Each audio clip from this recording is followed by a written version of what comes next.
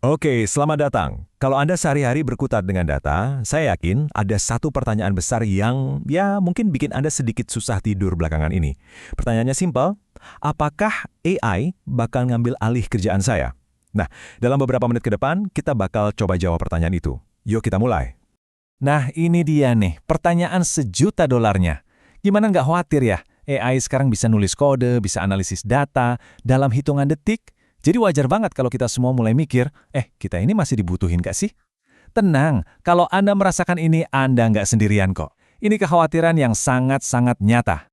Dan untungnya jawabannya udah ada langsung dari para ahli. Dengarin baik-baik ya, peran kita nggak akan hilang. Tapi peran kita lagi dinegosiasi ulang.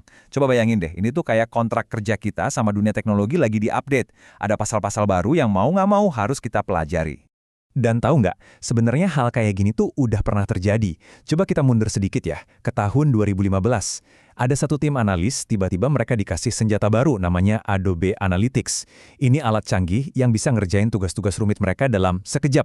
Awalnya, panik. Mereka mikir bakal di PHK. Tapi apa yang terjadi? Justru sebaliknya. Mereka sama sekali nggak dipecat. Malahan, mereka akhirnya punya waktu buat mikirin pertanyaan-pertanyaan yang lebih penting, yang beneran ngasih dampak buat perusahaan. Jadi, apa sih maksudnya peran yang dinegosiasi ulang ini? Yuk kita bedah lebih dalam. Kuncinya satu, ini soal evolusi, bukan eliminasi. Nah, ini dia, pergeseran paling dasarnya. Anggap aja gini, AI itu ngambil alih semua kerjaan teknis yang, ya ampun, bikin capek itu.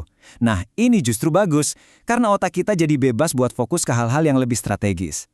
Jadi, nilai kita ke depan tuh bukan lagi diukur dari seberapa rumit kode yang kita tulis, tapi dari seberapa bagus pertanyaan yang kita ajukan dan seberapa dalam insight yang bisa kita kasih.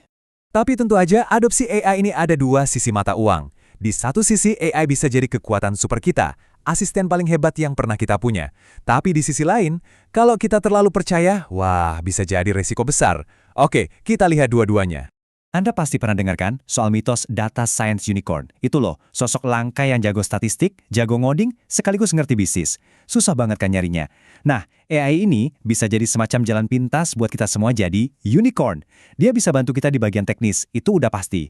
Tapi yang kerennya lagi, AI juga bisa jadi kayak pelatih komunikasi kita. Bantu kita nerjemahin data jadi cerita yang gampang dimengerti sama bos-bos. Coba kita lihat ya. Di satu sisi, AI ini benar-benar kekuatan super. Bikin prototipe yang biasanya butuh waktu berminggu-minggu, sekarang bisa kelar dalam hitungan jam. Nulis dokumentasi yang, jujur aja, malesin banget itu. AI bisa kerjain. Tapi, di sisi lainnya, risikonya juga nyata banget. AI itu bisa halu, bisa ngasih info yang udah basi, atau jawabannya cetek banget. Nah, disinilah peran kita jadi penting banget, sebagai editor dan validator. Ada cara yang bagus banget buat mikirin AI ini. Anggap aja dia itu kayak anak magang atau rekan junior yang pinter banget kerjanya cepat tapi kadang suka kelewat pede. Dia bakal kasih kita draft pertama yang mungkin 80% udah benar. Tapi 20% sisanya, itu loh konteksnya, nuansanya, ngecek ulang semuanya, itu tugas kita. Sepenuhnya di tangan kita. Oke, jadi dengan adanya rekan junior super cepat ini, gimana dong cara kerja kita sehari-hari berubah?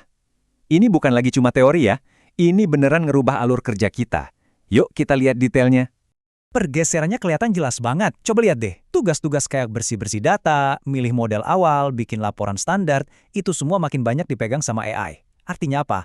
Artinya nilai kita sekarang geser ke sisi yang satunya lagi, kemampuan buat nentuin masalah yang benar dari awal, ngobrol sama para stakeholder, dan yang paling penting, ngerjemain hasil data jadi strategi bisnis yang pintar. Dan ini nih, dampaknya kerasa banget. Standarnya jadi naik, terutama buat yang masih di level junior. Zaman dimana kerjaan analis data itu cuma ngejalanin query doang, itu udah lewat. Sekarang, bahkan buat anak baru, ekspektasinya adalah mereka bisa ngerti prosesnya dari ujung ke ujung. Dari pertanyaan bisnis yang masih mentah, sampai jadi insight yang siap saji. Nah, sekarang kita sampai ke bagian yang paling penting. Kalau kerjaan teknis diambil alih AI semua, terus apa dong yang sisa buat kita? Jawabannya adalah sesuatu yang nggak bisa di-coding, lapisan pertimbangan atau judgment layer. Inilah keahlian unik manusia yang sekarang harganya jadi jauh lebih mahal dari sebelumnya. Jadi, apa itu lapisan pertimbangan? Gini deh, AI bisa kasih kita angka, grafik, macam-macam. Tapi cuma manusia yang bisa berhenti sejenak dan nanya, tunggu dulu, Ini angkanya masuk akal nggak sih kalau lihat kondisi pasar sekarang? Atau kalau datanya begini artinya buat tim sales apa ya? Nah, kemampuan buat bertanya kenapa dan terus kenapa, inilah yang jadi benteng pertahanan karir kita. Secara spesifik, ini dia nih skill-skill yang nggak tergantikan itu. Udah bukan lagi soal ngejalanin analisis, tapi berani nantang permintaan dari awal. Bukan lagi cuma soal bikin model, tapi beneran paham konteks bisnis di belakangnya. Dan yang paling krusial, bukan cuma nyajiin data, tapi berani nerjemahin data itu jadi rekomendasi yang berani dan bisa langsung dikerjain. Intinya begini, kedepannya bikin output data, grafik, tabel, dan semacamnya itu bakal jadi komoditas. Murah, siapa aja yang punya AI bisa bikin 100 grafik dalam 1 menit. Tapi nilai Anda, nilai kita, itu ada di kemampuan buat milih satu grafik yang paling penting dari 100 itu, terus ngejelasin kenapa ini penting. Nilai kita itu ada di proses kurasi, bukan lagi cuma di kreasi. Oke, kita udah ngerti nih gambaran besarnya. Sekarang, bagian yang paling penting kan, rencana aksinya gimana? Apa yang bisa kita lakuin mulai hari ini juga biar kita jadi siap AI? Kalau Anda baru mulai, dengerin ini baik-baik. Jangan belajar semuanya sekaligus. Urutannya penting banget. Step 1, kuasai SQL. Ini bahasa universalnya bisnis. Kalau jago SQL, Anda bisa langsung berguna dari hari pertama. Step 2, baru masuk ke Python. Ini standarnya buat kerjaan data yang lebih mendalam. Nah, yang paling penting, pelajari statistik itu barengan sama Python. Jangan nunggu nanti. Kenapa? Soalnya tanpa statistik, Python itu cuma kayak kalkulator super canggih yang gampang banget bikin kita salah arah. Nah, ini dia peta jalan 90 hari buat Anda. Simple aja. 30 hari pertama fokusnya integrasi. Nggak usah bikinnya aneh-aneh. Cukup pakai AI buat ngebantu kerjaan sehari-hari. Bulan kedua, hari ke-31 sampai 60, baru kita mendalam. Pilih satu area aja, misalnya optimasi query, dan dalemin banget cara pakai AI di situ. Nah, bulan terakhir, hari ke-61 sampai 90, bangun dan pamerkan. Bikin proyek kecil aja, tapi kerjain dari A sampai Z, terus bagiin hasilnya.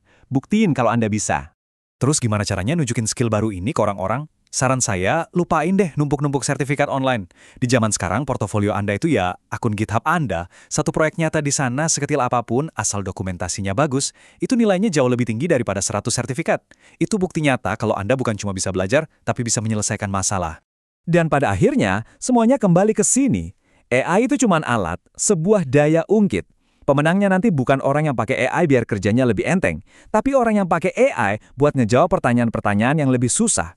Waktu yang kita hemat dari otomatisasi itu bukan buat santai-santai, tapi buat mikir lebih keras dan mecahin masalah yang lebih gede.